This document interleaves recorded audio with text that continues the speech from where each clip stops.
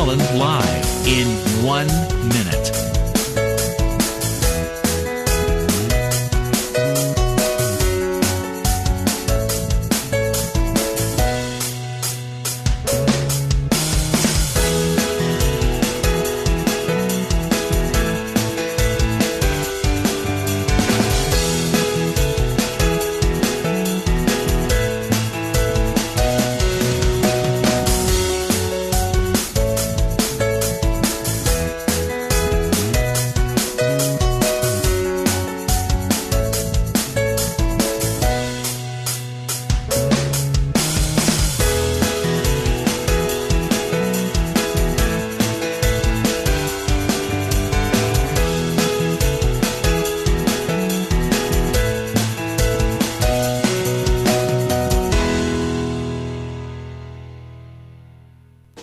Welcome to Lynn Cullen Live at pghcitypaper.com. Email your questions and comments to Lynn at pghcitypaper.com. All right, well, hello there. We're already having an interesting conversation, asking each other questions we can't answer, but engaging in discourse and refusing to Google it. Right? So that we can have a conversation. That's Tom Sokolowski. I'm Lynn Cullen, and it is the 18th. Yes. Of July, and yet another hot, torrid day. It's a lazy afternoon. Well, you can see why cultures in which this is the norm sleep in the afternoon, businesses close down. You can see it. There's just a slower pace. Well, and also think about all those either movies, whether it's Spike Lee or back to people like Tennessee Williams, when people for weeks have been in this heat and then something comes and ignites them. And it's like, because you're so, I mean, everything, the air is just still. Yeah. So what we were talking about was when you walk down the street, Jess, you were saying that it's considered what, good form or whatever to try to make eye contact with people that are walking towards you.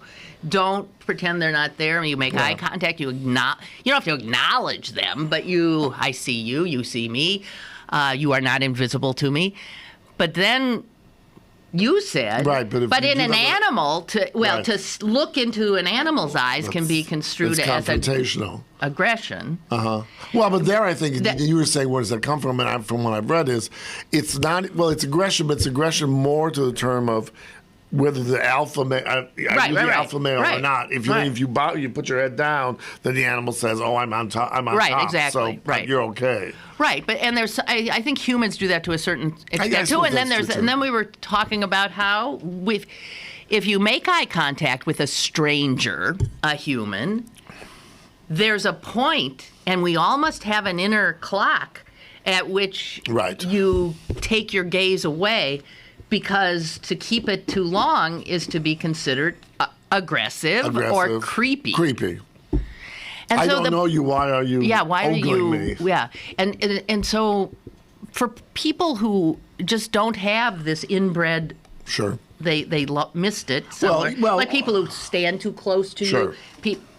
I feel sorry for them because they don't even know. They there's very interesting when you travel to other places, particularly a great distance like Asia. People in Asia have such a different sense of space. Personal space. Because on the subway in New York, for example, if it's jammed up, no matter, it's like hot and everyone's sweating, but you still have that. You really try not to have a. Whereas in Asia, they'll just push up against you. I know. It's very strange, and you feel violated. Yeah. It's so funny. I know.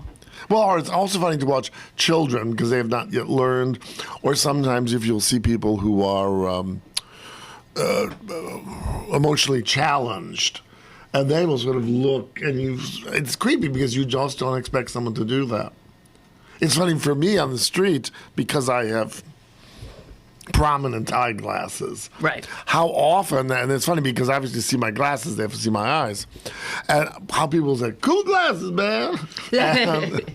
And then I say, "Oh, thank you," But it's very interesting, and it's because when you engage that way, you take the tension off. you are recognizing someone as another human being. And also because we have these abilities to sort of characterize people, if you see something frightening, then you do go the other way. But I think all in all, it is a good idea to try. I mean, I know I consciously try to let people know that I see them. Yeah. And I'm not doing it to be aggressive or whatever. no, or even defensive. I'm doing it as if, You're another human hello, being. I see Yeah, you, right. I see you, I see you. Hello, how you doing? Well, we've talked about that, but I think it's very much an extension. This business of people who have earphones on and are, tweetering while they're walking. They're there, but they're not there. Absolutely isolated. They're absent. Absolutely isolated. They're isolated and they're absent by choice. Yeah, by choice. And more people are doing that. yeah. And it's also dangerous to do that in a public space because you're not hearing, you're not seeing, you're absolutely. And obviously the people that generally do that are younger. And they get hit by cars. Yeah, they do, of course. Jess saw it happen. Yeah. I mean, oh, God. Well, so anyway. Keep your earbuds at home, citizens. Engage. Be a part of the city. Be a flaneur. A flaneur. But can a man? Is there such a thing as a flaneuse? Yes. A woman? Yes. Of the street? Well, Isn't a flaneur a guy who's on the street in some way? Well, but no, not like as a streetwalker. Well, I know for a woman it does, but not for a man. Well, in French it's different. I mean, it's but no, what it meant is a flaneur is probably best translated like the get and go guy, sort of, who was just in the city and doing exactly what we were talking about, chatting, looking. He's always reading a newspaper, sitting in a cafe. Everybody knows him. He knows everybody, and that's a good thing because that's how you learn about society. As opposed to being. But a woman, by gender, is not supposed to be so open like that. I suppose that's to true. Engage people. For a woman to engage strange people in conversation is to be forward. For a man, it's to be friendly. Well, do you think that's so true nowadays? Yes, it is. Okay. Not that much has changed. It's so odd. No, but younger people, no, even older people might be chatty, and then I don't think that would be considered forward or lewd or. I got chatty with this gardener in Scotland who I later regretted doing it. Oh, God, did he go on. And he had a lot of sorrow. We were asking him about flowers. I was asking him about the flowers. And he had a... No, and all of it, he starts talking about how he was on a groundskeeper someplace, and then he remembers that one of the people that knew all the names of the flowers, because he didn't know the names. How funny. And how this guy, died like that, and then he got really sort of depressed. Then he comes back, and we start talking about something else, and then his wife died 22 years ago, and he gets depressed, and he would not stop talking, and I couldn't figure out how to disengage. I'm never good at disengaging. And he reminded me of that Mr. McGregor, Farmer McGregor in, I think that Beatrix Potter stuff, Peter Rabbit. Oh. Who was always, you remember Peter Rabbit? He was always going after the rabbits because they were eating the flowers and vegetables. Yeah. I kept thinking in my head of him as Mr. McGregor, Farmer McGregor, and how I was desperate, like Peter Rabbit, to get the hell out. I couldn't figure out how did you encounter said gardener? Well, we were staying in this lovely house that had a big garden, and he was there. Oh, so you would see him every day? No, he only came once. That was long enough. And God, I couldn't. Oh my Lord, I must have spent an hour and a half out with Mr. McGregor. I was complimenting him on the beauty of the Mr. McGregor. Well, it was very funny. I've noticed some friends I have in England. They seem to be very knowledgeable. Like you said, what would we say, foxglove or whatever? Yeah. But they will say, oh, no, that's Pamplonus fipianus. Oh, yeah, that's right. It's called a daisy. Well, the first thing I said to him is, do you know what that flower is? It's so beautiful. And he says something like, I don't know the name of the dang flowers. I forgot how he said it. It was so funny the way he said it. I can't do that kind of accents. And some of the accents, I couldn't comprehend a word that was being said to me. But I had that reaction in Pittsburgh, too, when I came here. No, I'm not kidding you. I really did. Well, no, where I literally did not understand what this when you hear person was someone saying who to me. has a very, very, very jargon and patois. Yeah. Well, I stopped for directions. Once I was here, I was lost constantly, of course. And I would stop and say, "Excuse me, how can I get to?" And I would listen politely while this person told me, and I didn't understand a word.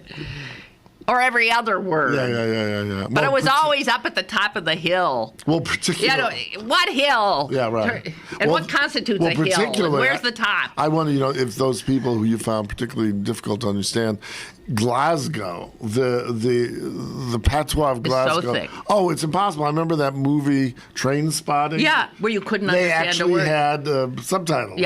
Yeah. It's very, very difficult, actually. Whereas they're very precise, most people in Edinburgh and other places. But that's so funny. God. Did you go stalking, looking for beasts? Like looking at, what do they call those things? With the, not reindeer. What are they? Oh, they're red. They have red deer there. That's what the red deer. Oh. No, I wasn't stalking. Well, that's what they call it. I forgot what I said this. She said, "Oh no, you Americans are so wrong. It's stalking." I said, "Does that mean you have to shoot them?" She said, "Sometimes." Well, what was odd there is they have these wild cats. They're not what we would call feral cats. They've actually grown. They're a whole different breed, and they're concerned that they're bigger than a house cat. I didn't see any cats there at all. I saw dogs. The Scots love dogs. My God, they're everywhere. They're on the bus with you. Oh. They're in the restaurants. I love that. I love that. In Paris, you can bring dogs in the restaurants. Exactly. It's a very dog-friendly kind of a place. Okay, so I have I noticed two stories in the news today, both of which I got annoyed with. Mm-hmm. And I think they can be labeled sort of gotten under the same label. Okay. And that is America's new addiction to outrage. Addiction to outrage. Well, tell me. Well, I mean, I think talk radio has driven this quite a bit. So that, you don't have a conversation about what's happening. You have to be outraged, right? Oh. There has to be rants. Things have to be ratcheted up so that everything. Okay, here's my first one. All right. This is the lesser of the two, I think. Senator Lindsey Graham said yesterday that if Russia gives Snowden asylum, that we should boycott the Olympics. Yeah, isn't that stupid? I mean, what? What is there something? Have we lost all sense of proportion of what? So he would deprive all of America's athletes of performing. Who are doing what do you call it? Synchronized swimming. All of those people who've worked so hard because. Someone let this guy stay in their country? Right. Give me a break. Well, but the other side of it is what I thought. Two things. It shows the importance that so many people put on the Olympics. Like, we won't go. But the other side of it is, if you really feel this is, Snowden is the worst traitor in the world, then put a boycott against Russian goods or something, or bomb them. But don't say, let's not go to the Olympics. I mean, America would save lots of money. Well, it's just absurd. By not going to the Olympics. It's just absurd. Okay, so awesome. That's one. That's awesome. It fits in a weird way with that. Nothing is just good or bad. Oh, no, it always awesome has. Or But see, that's why everything's inflated. Nobody has any sense of proportion. Okay, Or they've lost the capabilities of evaluating. Hot, hotter, hottest, mildly okay, stinko. Yeah, we go somewhere in between. We go straight to the top. Right. Just like people, we go to the theater and it's always a standing ovation. Yes, and this is a pet peeve of yours because you bring it up a lot. But, because I think it's the whole point. If I spent $200 that's a lot of it. My wife and I, and we have to love it. But I tend to be generous in my applause because I think it has to do with Pittsburgh audiences. Pittsburgh audiences, at least maybe it's changed. Oops. Did something fall? Yes. No, I'm just looking at your crotch for voyeuristic. Oh, there it is. Pittsburgh audiences, I think, are very impolite to performers. Oh. And I was simply stunned the first time I saw it, which was then over 30 years ago. And I'd been invited to the Pittsburgh Symphony. And I sat through a lovely symphony, which is not my cup of tea, frankly, even though I studied classical piano, but I just, for some reason, I can't stand just sitting. If I could walk around while I was doing, I know jive you if you want. See, an orchestra audience is very, they're very staid, and so I sat quietly. But the same staid audience, which you think would be about politeness, That's right.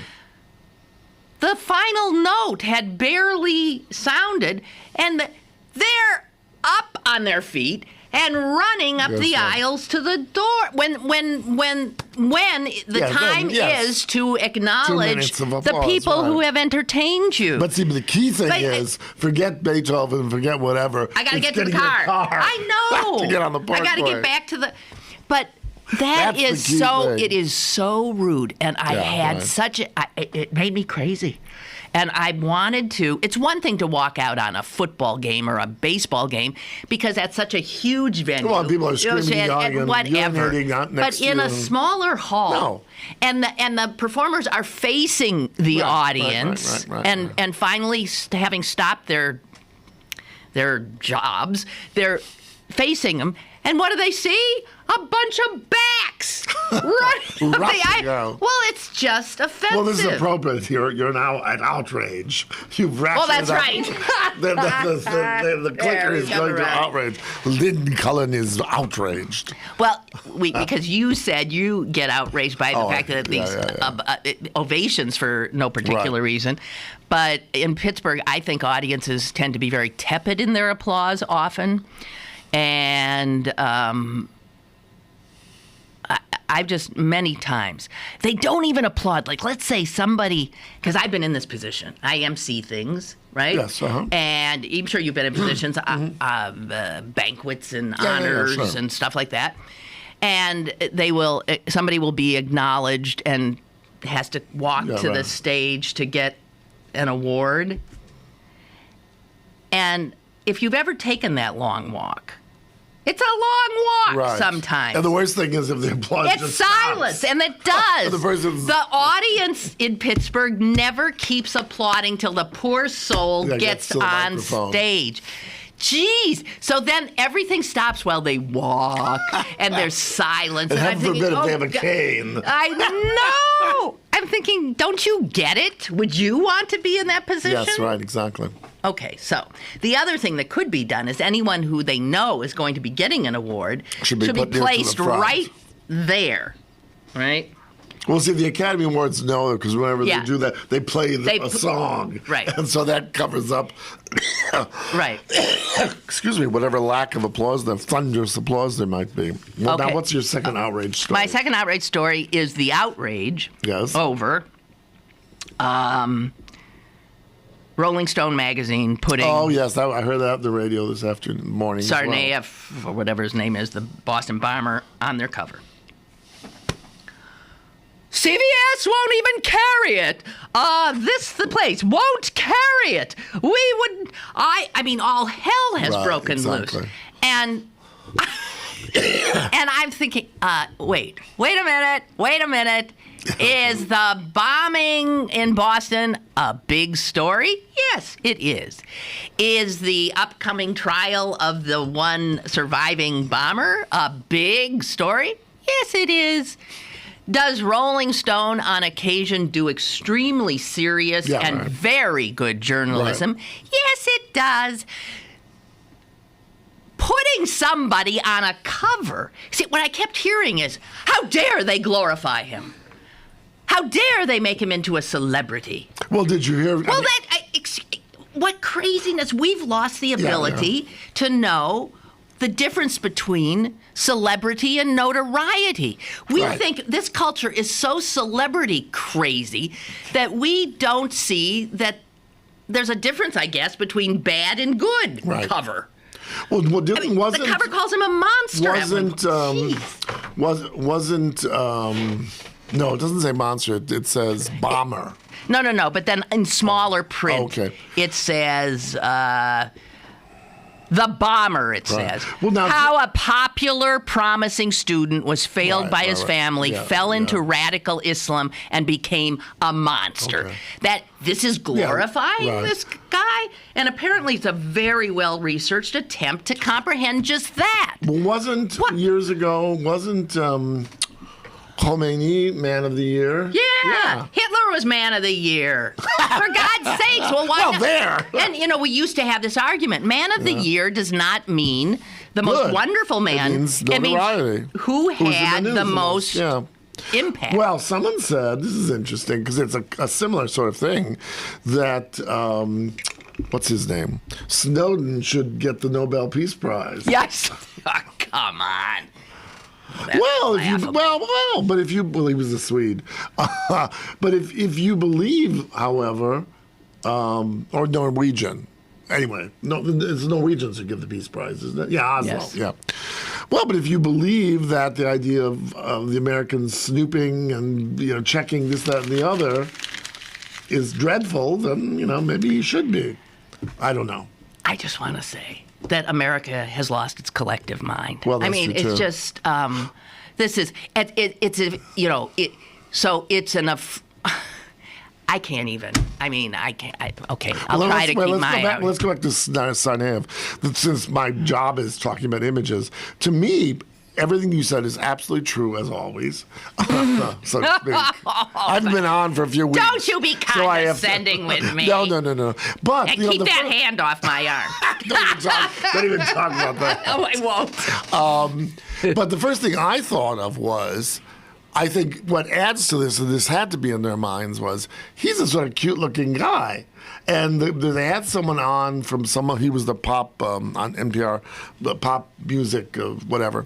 And he said, he sort of looks like a young Dylan and all that. So I think part of it was the fact of here's this sort of Robin Hood guy, that if he looked like his brother, whatever their brother's name was. Doesn't matter. This one's Jokar, the other one is Telluride or whatever his name was with a T. But I think that was part of it, this cute-looking guy. Who would think that this kind of face would be a monster? Whatever. That's his face. That's what he looks like. No, He's but a I mean, cute I think kid. this plays it. They don't usually put ugly He's a people cute on kid the who cover. turned into a monster. Yeah, right. Yeah, well. And hence more, the paradox is even more... Right, and it's more extraordinary. cognitively sort of distressing to people to try to get their heads around it. But this idea, I heard somebody say, I think he said, why, the Rolling Stone has been caught in the act of practicing journalism. That's almost a malapropism. I know. What? How dare they? How dare they? Well, it is just God. So I mean, we go from zero to outrage. Yes. And I And do back too again. because this is how I've made my Right, living, and That's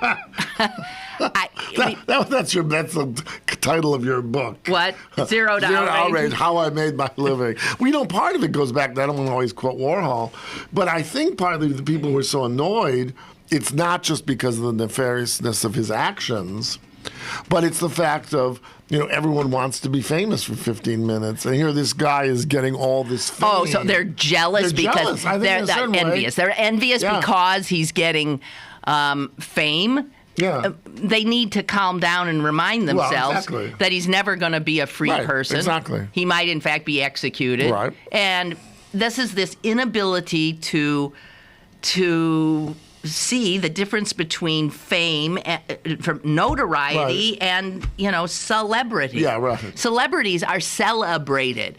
Notoriety is notorious. Right. Jeez, come on. This country's becoming stupid. And then another is esteemed, which is Even bigger. even bigger. That's awesome. if you're esteemed, Well, that's you're right. awesome. That's true. That might be true. It was very fun. I was watching one of those house, repair shows where they get an old dump and then all of a sudden it looks like the Taj Mahal at the end. This woman. Oh, God, Thomas. Awesomeness is getting to me. But she said, awesome. I started counting 20 times on this half-hour show. Oh, she liked the faucet. Awesome. So what does a poor woman do when she actually encounters something when that Godzilla is? jumps out of the toaster. Oh, it's a little monkey. You have my pet peeve in this regard in terms of destroying the meaning of languages. I hate the way we throw around the word hero. Oh, that's it, yeah. I mean, you talk about something that should be very hard to get, that designation. And we say anybody who puts on a uniform's a hero. Right. And we know that's not true because some of them have turned out to be killers. I mean, serious killers, of course, horrible people. I mean, or somebody who walks it only across the street. Oh, that was noble. That was almost heroic. Give me a break. Yeah, really. Come Civility. on, guys. Well, again, it's that business of the mean. How can you say something that's nice, Lynn? Nice job as opposed to that was the greatest. And if you just ever. say that's nice, Lynn, I would, in our current climate, I would think that was actually a put down. Right, exactly. Yeah, right. It doesn't sound strong enough. Well, the word I was we all use it when you don't want to make a comment because you thought negatively is interesting. Well, that was very interesting. AKA, what a piece of crap. I remember the one time I actually was caught unable to find a word. And it had to do with looking at a baby. Oh, dear. It was the homeliest baby I have. You think there can't be an ugly baby? I've seen the ugly baby. This baby. I mean, there was nothing wrong with anything. It just, I don't know how I'd gotten myself into it. Oh, let me see let me see your baby. And then there is this frightening little human being staring at me, and what you always say is, "That's some baby." Yeah. I was like, "Oh well, what? Hi!" Oh my God!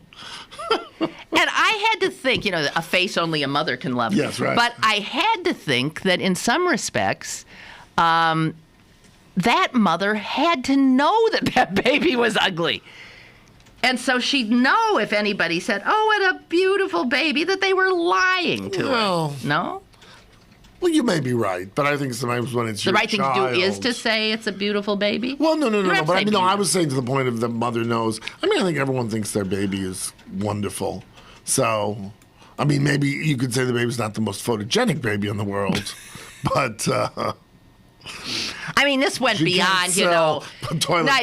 This went beyond, like all newborns looking like Winston Churchill or something. It was beyond that. This baby was a little bit older than that and just horrifying. Okay, so Joseph writes, my partner and I have noticed the public applause apathy in this city for many years. Thank you. For example, whenever we attend a musical show at the Benedum, such as a recent viewing of 42nd Street, we notice how many people did not applaud after a song was sung or an extremely difficult tap dance routine was completed, and it disgusts us to no end. It made us applaud even louder and harder. It's definitely a head shaker. Now, wait a minute. I have a question, Joseph. In a musical, after a number, do you applaud? I guess you do. Yeah. After the number, you applaud. Yeah. Okay. All right. Sorry. I guess I haven't been to one in a long time. But yeah, and you're absolutely right. Because of what you perceive as a lack of proper acknowledgement, I am always the last clap heard. And so I often jump out. I even have been known to scream. Oh, my. Anything just to let them know, for God's sakes, you Pittsburghers, if you're not running up the aisle showing them your butts in thanks. You know what I wanted to do? What, get a BB gun? No, I was on the aisle. I wanted to stick my leg out and just have them piling up on top of each other. God. I remember this years ago when the Catholic Church, Vatican II, and then, then Mass was in the vernacular. And they had people standing up leading the singing. And I remember one time, it was the 4th of July, which was on a Sunday. So the cantor, well, not cantor, I forgot, but the leader of the song said, instead of the final hymn, we will sing the Star Spangled Banner. So that was nice. So we got up and as normally people were leaving church before the service was over, and this guy was really dramatic. He bashed his. Oh goodness, sorry. What the hell did you do? Go on, keep telling your story. All right, and he screamed out, "Stop! And if you're not religious, at least be patriotic." And I remember a number of people went up after him and shook his hand. But again, we have church. Let's get to our cars before the traffic. So it's okay to do that to God, but not to Uncle Sam. No, but his point was that this is the national anthem, not just "Holy God, we praise thy name." I know. I see it too, Jess. Well, that's why I pounded to show that it was time. Did not. It was time for. Oh my God! I thought the whole place broke down, which wouldn't take much.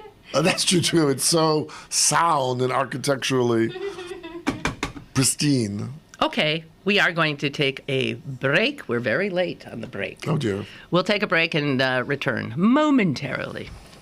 More is on the way with Lynn Cullen Live.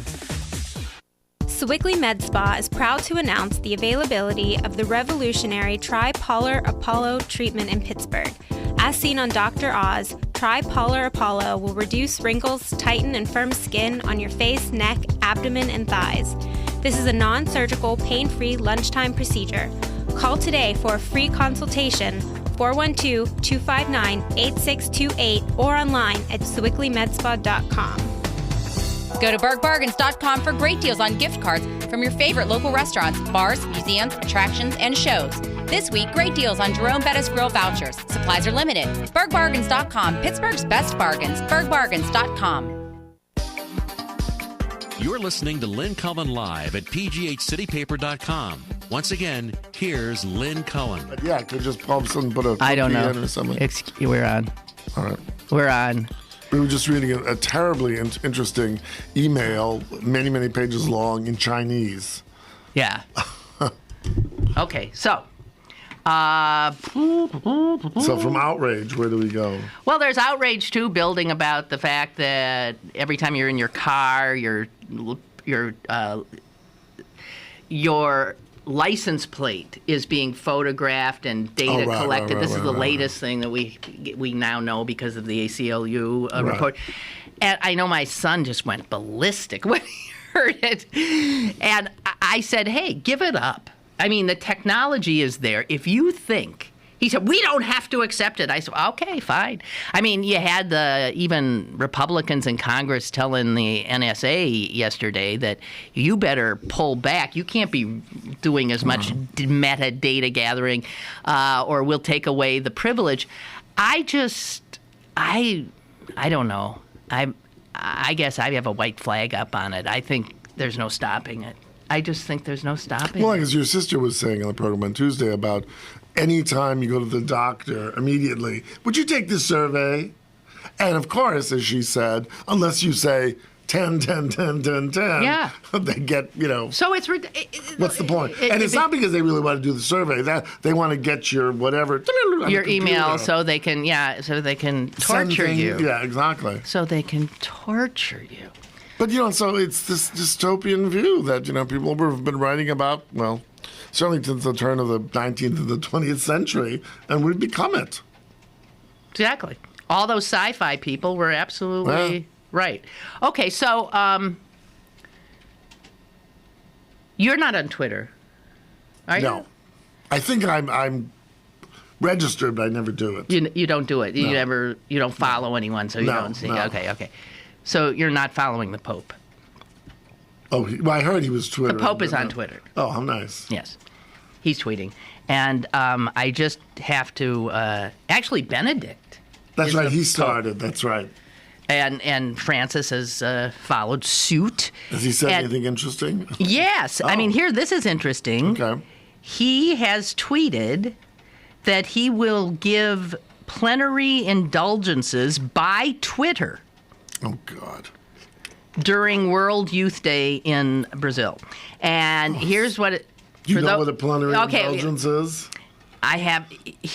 Go ahead. You're a former Well, what it used Catholic. to mean, and that's why it's a sort of silly thing, it would mean that if you did evil things in your life, committed crimes, let's say, sexual, stole something. Well, I don't think it has to cursed, be that big. I mean, Well, it could be it's little just sin. things, You just like lie. sassed your mother Yeah, or whatever. exactly. Okay. You are sort of given time off by these plenary indulgences. So let's say if you were supposed to spend a year in jail, you don't have to spend 6 months in jail. But it's not jail. No, I know, but it's purgatory. Purgatory. Where you're suffering. But it used to be you could do things like if you said, Jesus, Mary, and Joseph, that was 1 minute. So if you just stood all day and said, Jesus, Mary, Joseph, Jesus, Mary, and Joseph, Jesus, Mary, and Joseph, you could click up the... Can you imagine how many... Okay, so that's what it says. Now, your Ray should tell us. He'll probably be the The expert on indulgences, plenary it says here, which can reduce the time a soul spends in purgatory, will be available to all of Francis's nearly 7.5 million Twitter followers. Oh, that's so silly. Well- I mean, that sort of sounds like... I mean, that's... But here, just a sec.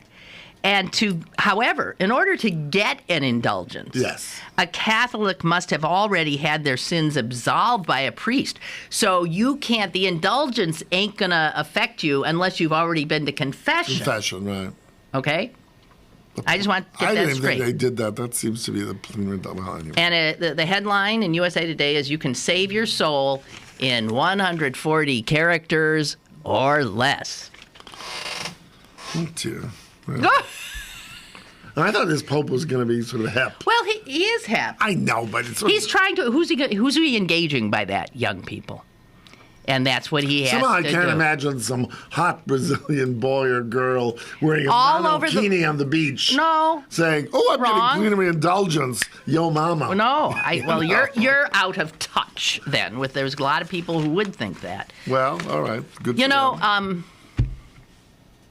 speaking of sort of the demographics, so the Pope, by being on Twitter and doing this, is engaging the young Obviously, we did more people. modern, yes, exactly. And World Youth Day is the right. place where he's saying, if you can't make it there, you can be there with us, and anyone who goes gets an indulgence.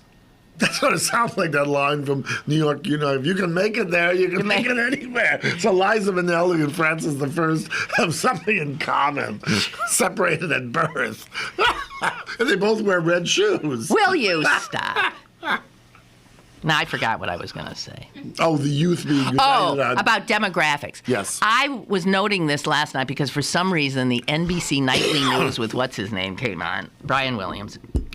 the dullest man in America. Well, I don't know. I was reminded once again of how far broadcast news has fallen. Right.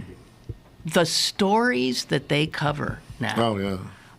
It's mind-boggling. It's a half-hour show. If you take the commercial breaks out, you've got 22 minutes. And the weather. National news. The first story was, it's hot. This Well, is no, national, well, and it is. It's a but story. and people are dying. But they and went fainting. on, and that's not the way it was covered. It was covered like a feature. So, and really? here are Okay. people drinking out of fire hydrants, and here is hot, and this is hot. No, boy, you think it's hot there. Wait till you see how hot it is here. And we're going to somebody who says it's even hotter where I'm standing, and blah, blah, blah. This is network Right. news. Edgar R. Murrow would never have... It's beyond belief. And then we did a long thing about waiting for the princess to have right. Kate to have a baby, and it's no different than like Entertainment Tonight. It's the same level. Yes, right. And then when the commercials came on, it's interesting who the advertisers are. It's all pharmaceutical companies, and they're selling drugs to old people. It's old people. It is so clearly, if you're not over 65, what the hell you're watching this show for, the advertisers would like to know, because you ain't showing up in their demographic at all. So it shows that the network news went soft like this in an effort to keep younger people. And it hasn't worked. It hasn't worked. And my son actually said, "What are you watching that stuff for?" I said, "I make my living by The news. and I have to be in touch." And he said, "Well, you can get more news on the internet or on your phone than you're getting here." And, That's true, yeah. I had no way to argue the point. Yeah. And the local news is network news used to be better than local news. Sure. It's every bit as bad now. And all local news is weather. Have you noticed that's all they do? Weather and police blotter. And they're stuff. also going back to our notion of like always the superlative. It's like severe weather. I know. Oh, it's I don't remember severe weather until 10 years ago. Well, don't they And now even call everything is the severe weather? A little bit longer rain, a little bit hotter, colder. Everything. And if you're some person who's anxious. Oh my God! I can't It'll go out it'll rather kill than you. Wash my car into the. It'll kill you. ravine. It would kill you. Monday was there was a storm that came through, Right. and there was a breathless report on Channel 11, I think of it, by a reporter sent out into the field where, as you can see behind me, a number of these pine trees have been sheared off. The winds, people are wondering. One woman said it sounded like, and I said the words before she did, a freight train. A freight train. Yes, and it's the same stuff over and over. And then the camera pans so we could see these poor trees. I couldn't see anything. It looked like a bunch of trees standing. It was nothing. And then she finishes her report by saying, "I will be here. We will be here assessing the damage and blah, blah, blah, blah, blah, blah, and we'll have a full update for you at 11. I'm thinking, what? You're going to be scrounging around in Cranberry looking for a sapling that went down. That's right. Well, I'll stay up for that. And 6 dead squirrels. Jesus. How? I mean, at least when I was a reporter, there was some news reporting going on, and I just did the funny stories. I didn't do this. How can these reporters stand this? Well, funny, somewhat connected to this. Because a lot of them are bright people. Well, connected to this is, Katie Couric has had this talk show now for a year, something like that, maybe less. Now, she is being told by her producers that she must soften things up, like more. Oh, she's not starlets. soft enough on her. It isn't really. Yeah, she wants to do more. But she's losing audience doing serious stuff. Yeah. Wonderful. Like she'd like to do a tele thing with Snowden or something like that, which she'd probably be very good at. But no, it's all these second ring. String rather. Well, celebrity people. Yeah, but not even. So better it's if she one had thing to have Orson Welles on, as opposed to someone who's on Three's Company. Well, I mean. Oh my God. Oh, here Ray did write about the Pope's tweets. Oh, good. See, we knew he would. You sort of asked. Well, I did. Yes. Yes, and this is true. Yeah, well, that's true. We know that's true. The Pope no more writes his own tweets than does the president. Right. For that matter of fact, I don't write a lot of mine either. Well, who does? Oh. The one over there with the pink hair. Oh, really? Okay. And she's very good. This anarchistic indulgence talk is aimed at the audience in the third world. That's what you said, right? They are the only Catholics that aren't snickering behind their ordos. What's an ordo? I think an ordo is a veil? No. Well, like a screen, I think. Oh. Oh, no, it's not a reredos. Okay, we need to know what an ordo is. O-R-D. The people in the third world aren't snickering behind their ordos at the satin-slippered Vatican mafia. Well, that's a great line, right? Time off for dumb behavior. That's the indulgence. Yeah, exactly. Yeah. Well, I remember when we used to have, there was a fourth. There was your heaven, hell, purgatory, and then there was limbo. I remember limbo. Dance. Well, no. I know it's not the dance. Well, maybe that's what they do, but the limbo, Pope got rid of limbo. Yeah, he did. But the thing because about there were babies. Oh yes, no. But limbo was only for babies who weren't born. baptized. Yeah, who weren't baptized. That's right. Who died either coming out. And I guess at some point the Pope thought it's not fair to do that. Well, what a boring place. A lot of, babies sitting there. Duh. Our baby's sitting there doing the limbo for eternity. How low can you go? Oh, Jesus. Excuse me. I mean it.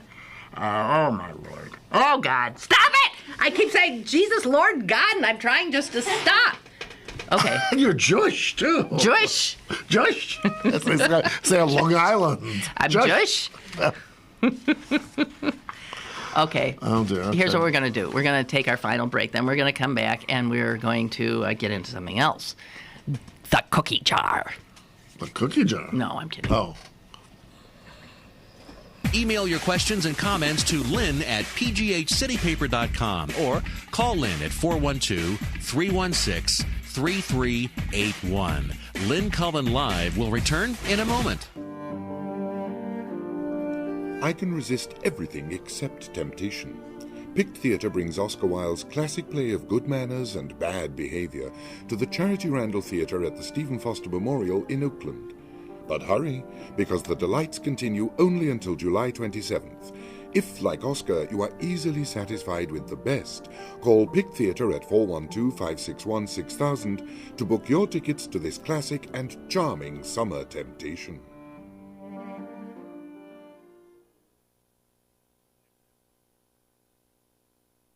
Babies come with lots of decisions. Cloth or disposable? Crib or bassinet?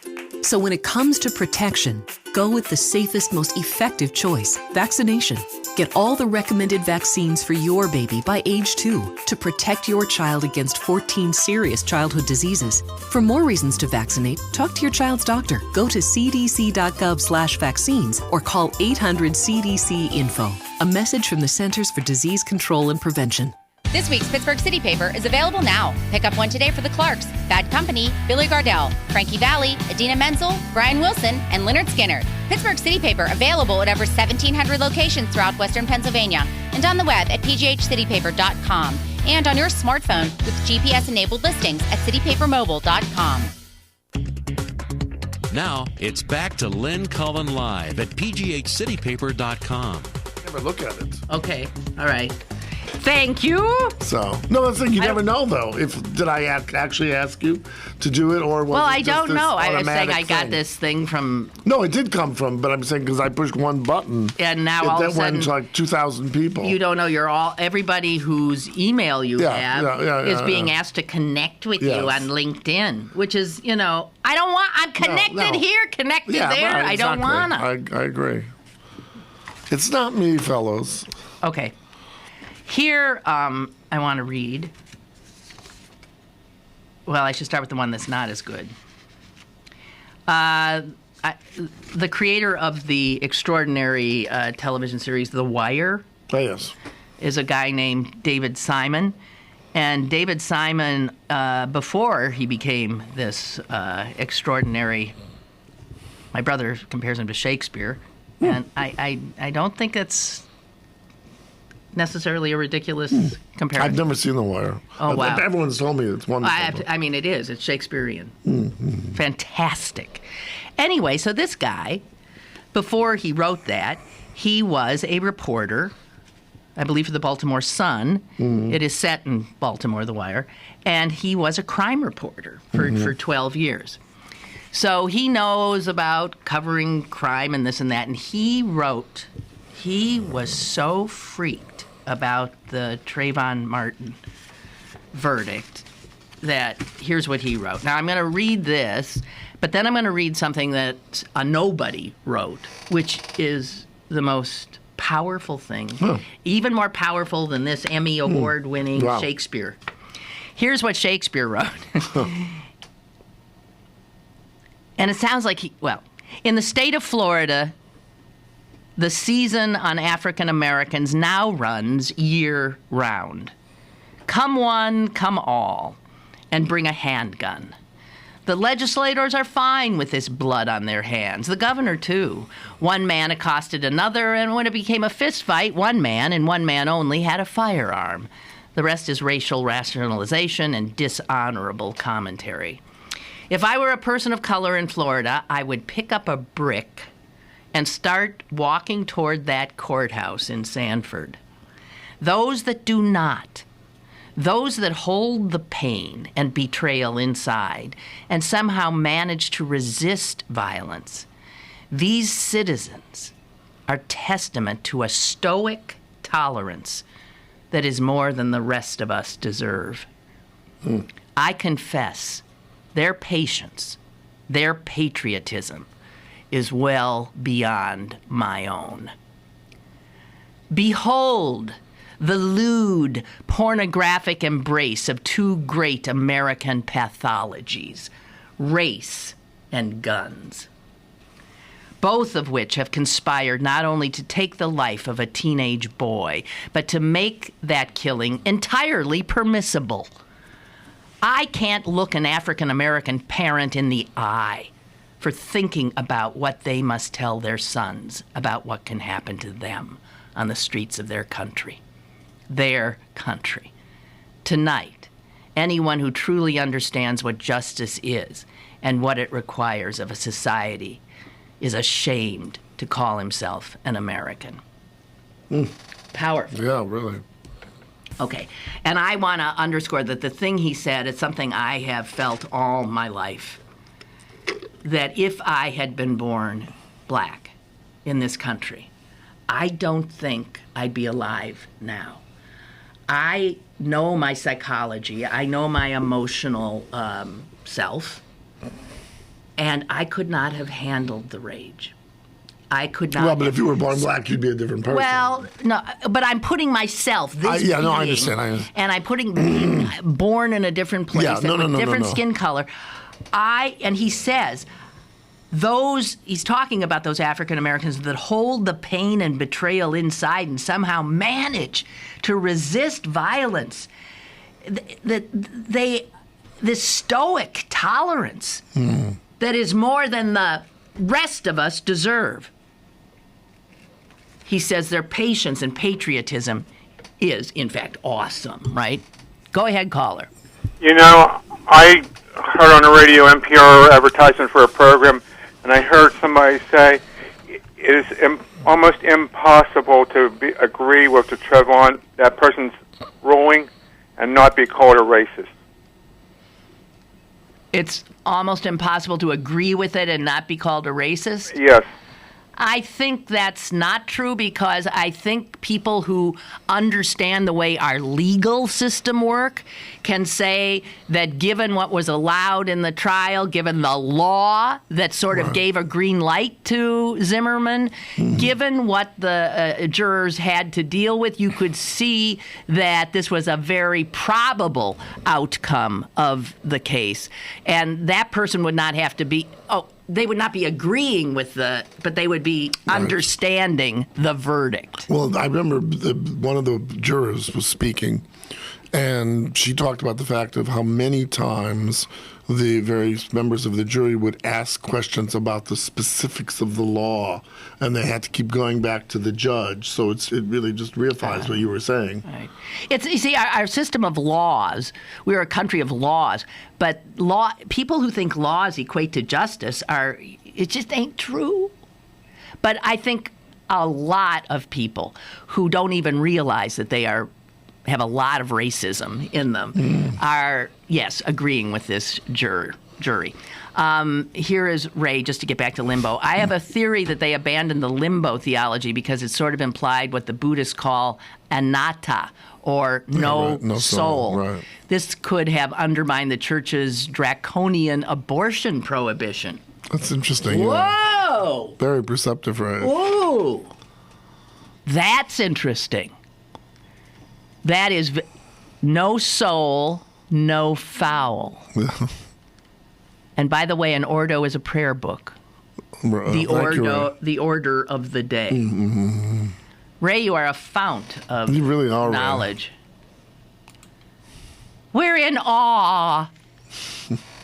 Okay, so that very powerful thing written by David Simon is trumped by this, which was just simply posted on Facebook by, we got another caller. Okay, hi caller. How you doing? Fine. Hey, I'll make this brief, but his attorney Zimmerman's attorney said it wasn't a racist and it wasn't a hate crime. I consider it was. How many F and C's can you say? You know what word I'm talking about. Maybe he had to say a couple more F and N's words. But the man had hate in his heart, and he always said these people get away. Those people. The man it was a hate crime for a black person. That's all it was, and he shot him. And it's murder as far as I'm concerned, but it's done now. Yeah, it's done now. What can you do? Okay, we'll see you. Well, you can seek justice, but that's the other problem of why probably the Justice Department will not bring hate crime charges against him, because to prove that motivation is apparently extremely hard, and it's just not strong enough in this. I cannot, PJ, what you sent me here, I cannot look at. I'm sorry, I'm just seeing images that are frightening to me. Okay, so on Facebook, he's just described as a young black man named Alex Fraser. And here's what he wrote. Wow. It's a letter to George Zimmerman. Dear George Zimmerman, for the rest of your life, you are now going to feel what it is like to be a black man in America. You will feel people stare at you, judging you for what you think are unfair reasons. You will lose out on getting jobs for something you feel is outside of your control. You will believe yourself to be an upstanding citizen and wonder why people choose to not see that. People will cross the street when they see you coming. They will call you hurtful names. It will drive you insane some days. So insane that you'll want to scream at the top of your lungs. But you have to wake up the next day, put on that firm look, and push through life.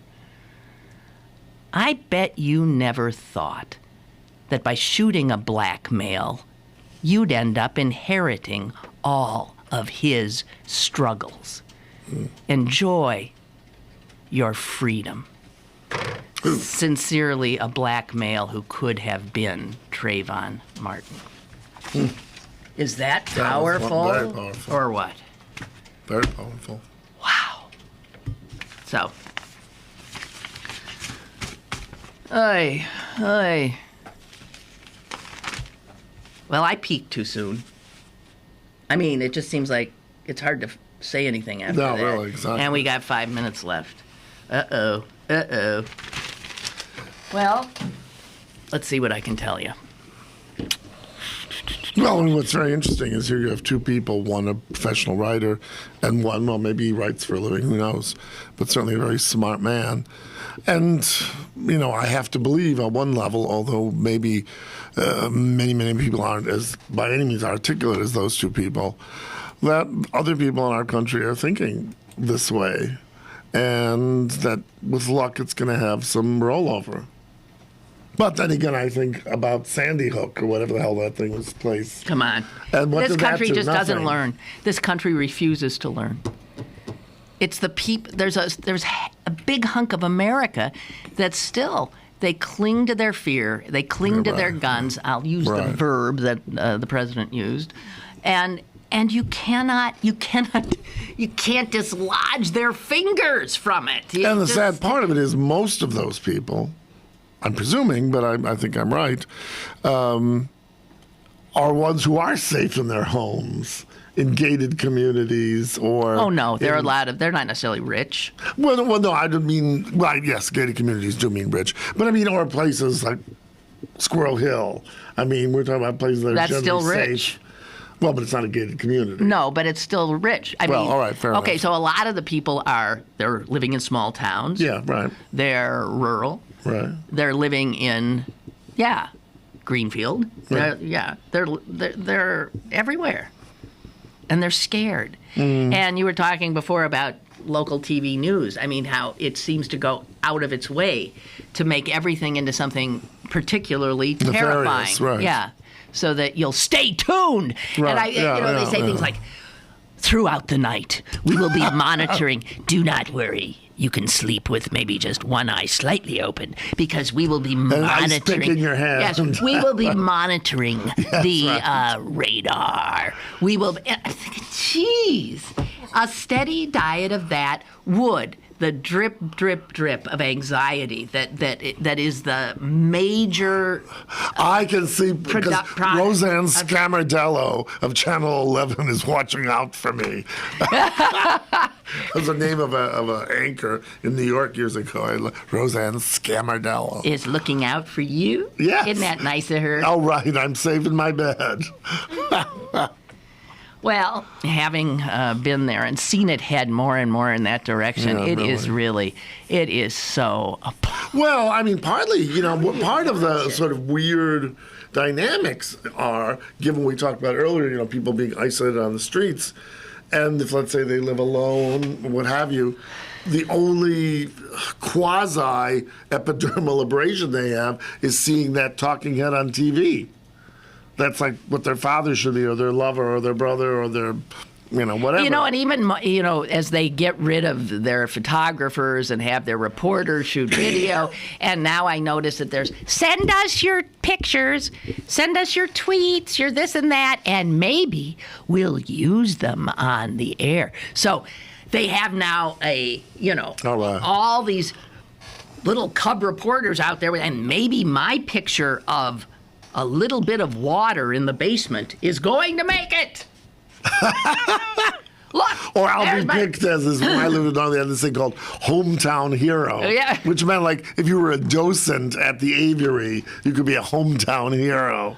Well, I don't have a problem with honoring. Oh, you're not a hero. No. Well, not a hero. Yeah, acknowledgement to volunteers. Right. No, neither are. By the way, did you ever get a pupil in the literacy program? No. Well, and then when I was traveling, it sort of stopped. But no, there were like 5 or something, and they each pooped out. So I just thought, stay illiterate. No, I don't mean that. But well, I know. I get sort of annoyed. So you went through that training. You took the time out to do it. Yeah. And that's a little odd. They say they need tutors, but there they got you, and they can't find anything. The thing is, it wasn't their fault, but it's the people the tutees. That was the first.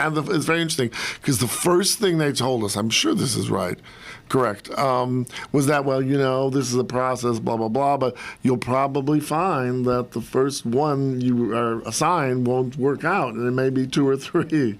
And I, understand because these are people, often one-parent families, who work hard, and then where are they going to find the 2 hours you're supposed to spend? Oh, maybe they just maybe their bus route just got canceled. All those things, but it was just funny. Well, I guess that's it. Did I tell you? Did I say that this thing about Scotland and haggis? Everybody said, "Oh, you can eat haggis." Did you have some haggis? Yeah, I did the first day I was there, and it's.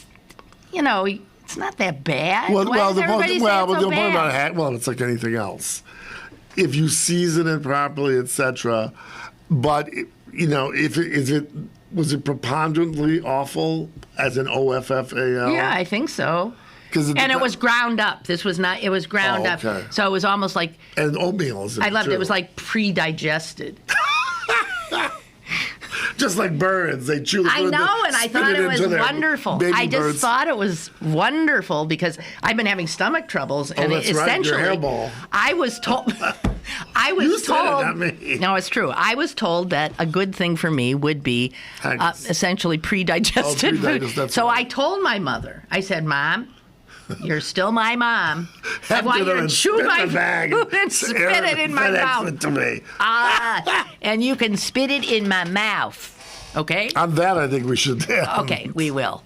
Thank you all. Stay cool. And go have a slice of haggis. Or a scoop, as it turns out, because that's sort of looks like a scoop. It was very fine and dandy, although I must say I never ordered it again. Toodaloo. Bye-bye. I had it.